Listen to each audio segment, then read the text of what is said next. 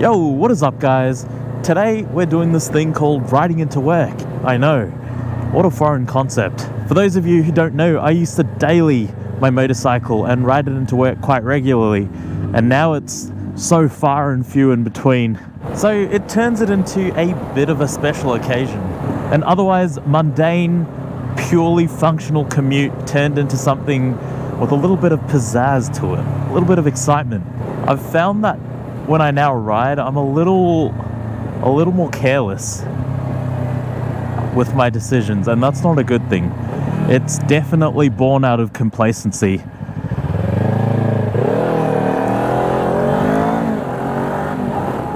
It's something that happens to, I think, a good majority of riders out there. Once you've been riding quite regularly for a few years, you start to get a little lax. I think this is probably the danger spot. It's not actually when you're a learner or you've just started riding. When you're in that boat, you're quite paranoid and extremely cautious about every decision you make, and you're super vigilant because you're petrified of coming off. But when you've ridden for a few years and you've had no such accidents, you get a little relaxed. And I think that, for me, is where the real danger spot lies. So I'm really trying to work on reminding myself that I'm still on a very dangerous machine and this activity is inherently risky. It's so easy to forget that, man.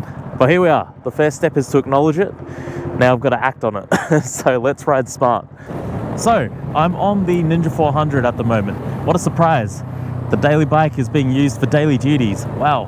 Now I really would love to bring the GSX-R to work, and I will eventually one day. But I've been left traumatized after someone pushed this bike over in the city last year. You know, after that incident, I didn't even take the CBR to work. And now it's kind of the same case with the Gixxer. I don't want to park that in the city, have it covered in bird poo, potentially get vandalized or stolen. But it just sucks because I really do want to ride it to work. I want to feel like I'm taking the sports car to work, you know? Take the Lambo instead of the Corolla. Because as much as I love this Ninja 400, you guys know I love this Ninja 400, ultimately it kind of is just the Corolla of the motorcycling world. It's cheap, it's reliable, it's nimble, it gets the job done. I still think it's much cooler than a Corolla, but you know, you put it next to the other bikes I've owned and ridden, the Gixxer, even the CBR 650R, and yeah, suddenly this becomes dwarfed. On this road, the middle lane switches directions based on the time of day, and what that means is you don't have a median strip or barrier or anything to separate the two directions, and that's just, it's super risky in my eyes, especially as a motorcyclist, and these lanes are so skinny too. But I can stay kind of in the middle and just gently assert the lane that I'm going to go into. I'm in. We've got a gap opening up here. I'm going to indicate. I'm popping through, making sure this car's not going to pull in, and we go ahead, picking my gap, whether I'm going to go left or right. I'm going to go left because of that truck on the right. We're pressing the rear brake. No clutch needed because we're not going that slow. Downshift, pull out into the front to assert your position, mirrors out, and we're sorted. The rules kind of state that when you filter through traffic and get to the front, you have to stay in your filtering lane. It's not explicitly mentioned. I think it is a little closer to the letter of the law than doing the opposite, which is getting to the front and then asserting a lane like I do. Now, getting to the front and asserting a lane will annoy a very small percentage of drivers. Those who wanted to absolutely gun it from the lights, and those who have a bit of an ego to them. But the thing is, it is so much safer for us motorcyclists, and that's because no one is confused as to what you're going to do and where you're going to go.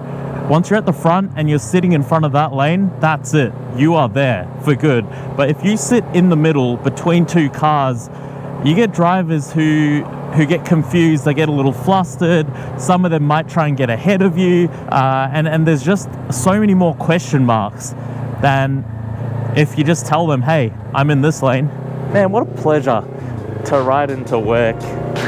It's so good. Alright gang, we're almost at the office.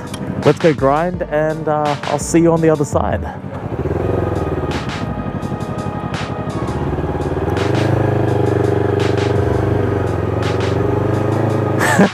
The van and this red MG, they were supposed to wait behind me for the hook turn. Another day done and dusted. Didn't feel too productive today, but oh well. There's always tomorrow, isn't there? Until the deadline hits, of course. It's still a novelty to me to ride right in the middle of the CBD. I'm so bad with directions, and my GPS never works in the CBD because of all the buildings. Oh my god, I really just wish I could bloody take the bike lane here, eh? I can't even filter this. Damn! Yeah, so what I've done here is pulled a sneaky.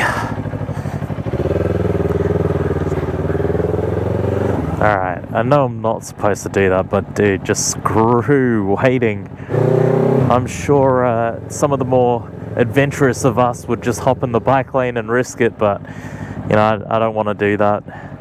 It's very against the rules. Usually when I'm on the bike and I'm heading back from work, I just hop onto the highway straight away.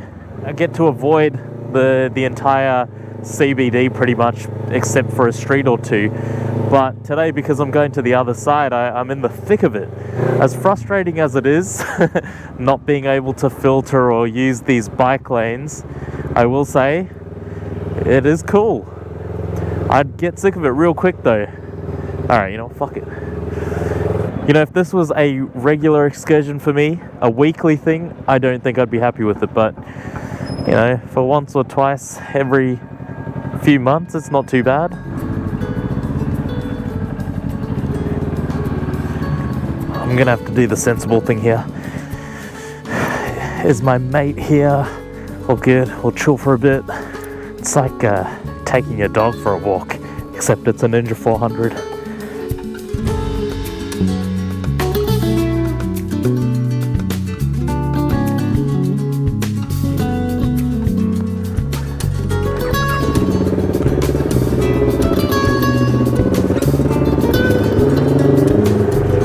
It's time to head home. We're taking a new route home. As I rode in today, I was reminded of one of the reasons why I stopped riding to work regularly, and that is the heat. It's not even hot yet here in Melbourne, but it's slowly getting there. We're in November, summer's about to hit. Hey, look at those guys. Cute. Today wasn't even that bad, yet I walked into the office with a damp back and my t-shirt sticking to it. It sucks. Like, you've just had a shower, you're fresh, but the moment you get the gear on and sit in this mild heat for even a bit, I just get sweaty. When I'm on the train, it's air conditioned, I get to wear whatever I want, like loose clothing. I'm not clad in textile and armor. As the weather gets warmer, for me, it gets less feasible to ride. And that's why I'm actually more of an autumn and winter rider. Yeah, this is such a dumb way to head home. Waze has selected this route for me, but because I'm in a so cute. Yeah, but because I'm in a rush home, he's still going, man. He's got wave stamina that I do not.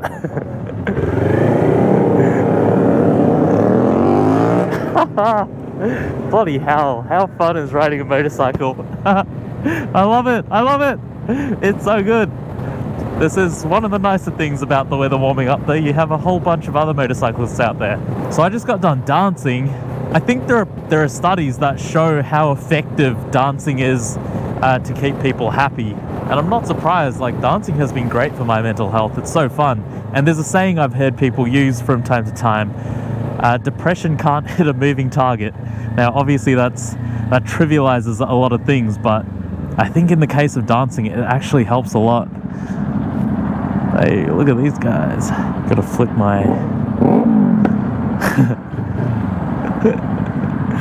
That guy has no baffle. That's how I used to run the Ninja 400, but those days are long gone. I put the baffle back in for my first couple of track days and I just never took it out because, quite frankly, it was nice not having to clench my butt cheeks every time I passed the highway patrol officer.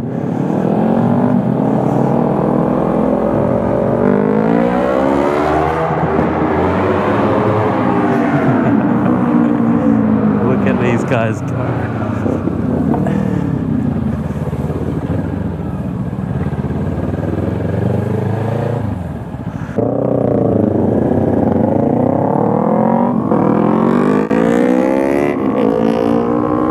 I used to own one of those too, a Yamaha R3. Great bikes, but I just loved the Ninja 400.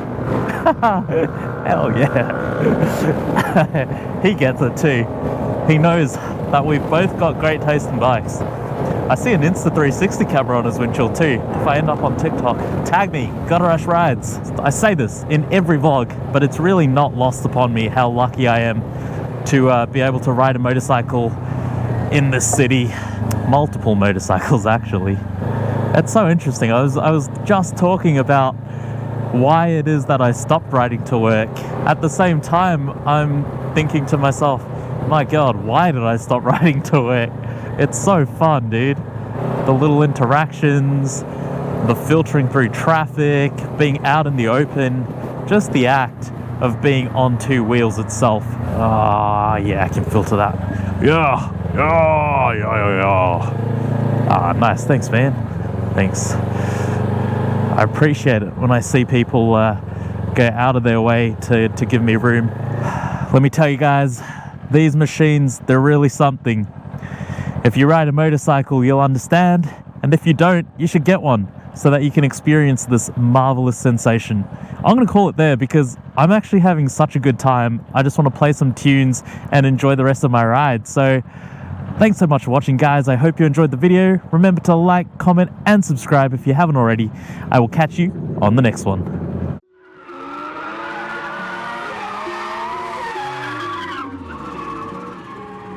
You say you've got them guns, but I've never seen you bang. You say you've got them drugs, but I've never seen you slang.